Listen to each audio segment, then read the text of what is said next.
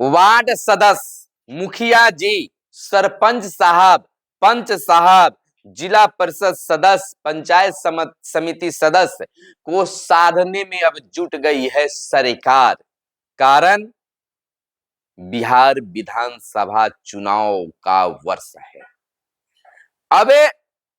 अब पंचायत के मुखिया जी, वार्ड सदस्य, सरपंच साहब, पंच साहब, तमाम लोगों को सरकार साध रही है, साधने में जुट गई है। अब उनसे मिलेगी भी और उनकी बातों को भी सुनेगी, आश्वासन भी देगी और खुश भी करेगी, क्योंकि विधानसभा चुनाव है। इसको लेकर सत्ता पक्ष के कई नेताओं को जिम्मा भी दे दिया गया है और उस जिम्मेदारी का निवारण भी मंत्री जी, नेताजी करने लगे, निर्वहन करने लगे।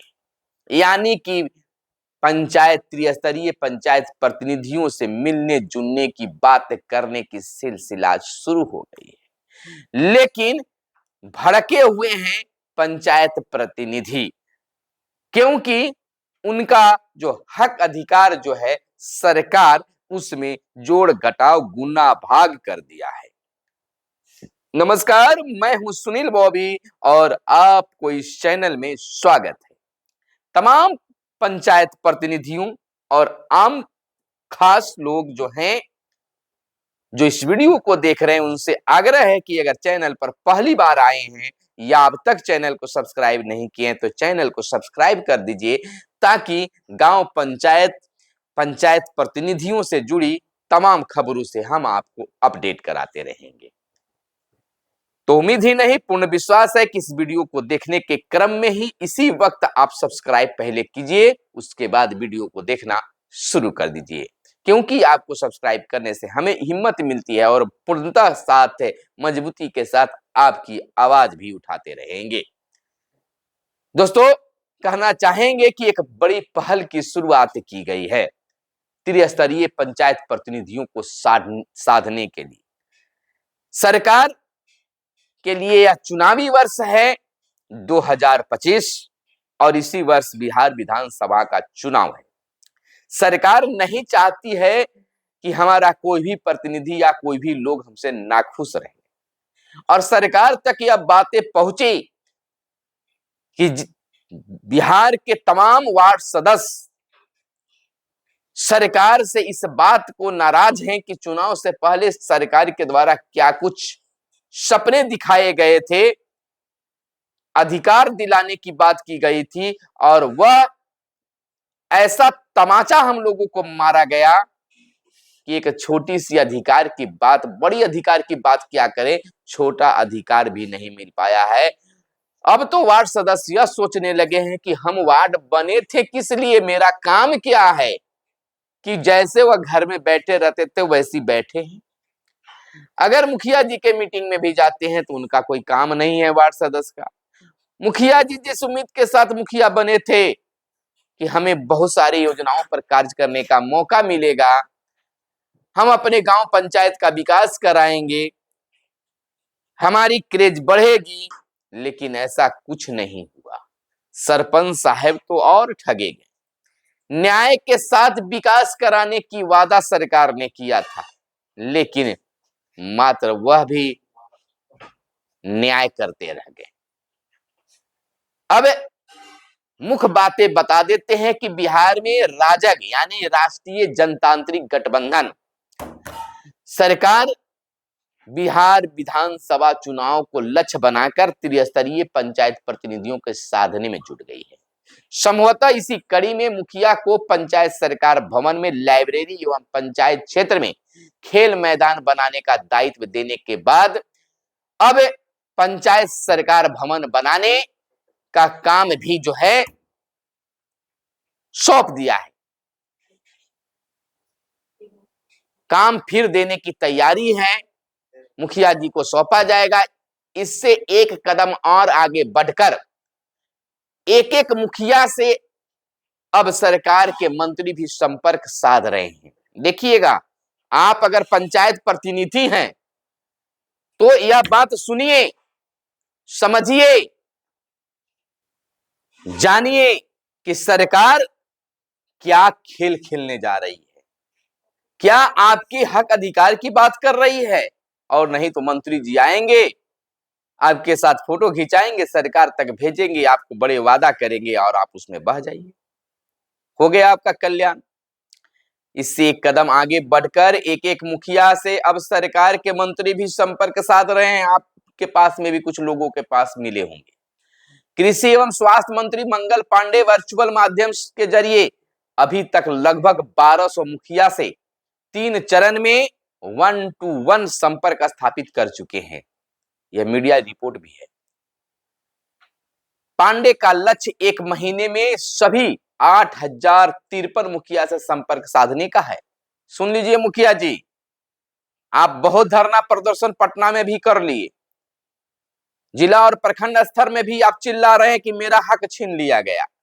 अबे जब मंत्री जी आपसे संपर्क करें तो आप अपनी बात जरूर रखिए, क्योंकि भले ही आप ठगे गए हों या मुखिया से बहुत कुछ छीना गया हो, लेकिन आने वाले जो प्रतिनिधि होंगे 2026 में जब चुनाव होगी तो मुखिया को मजबूत रूप से उतारा जाए और आपको भी साल 1.5 साल बचा हुआ है, साल भर बचा हुआ है, आपको भी अपने पंचायत में विकास करने का जो लक्ष्य है वो पूरा हो सके।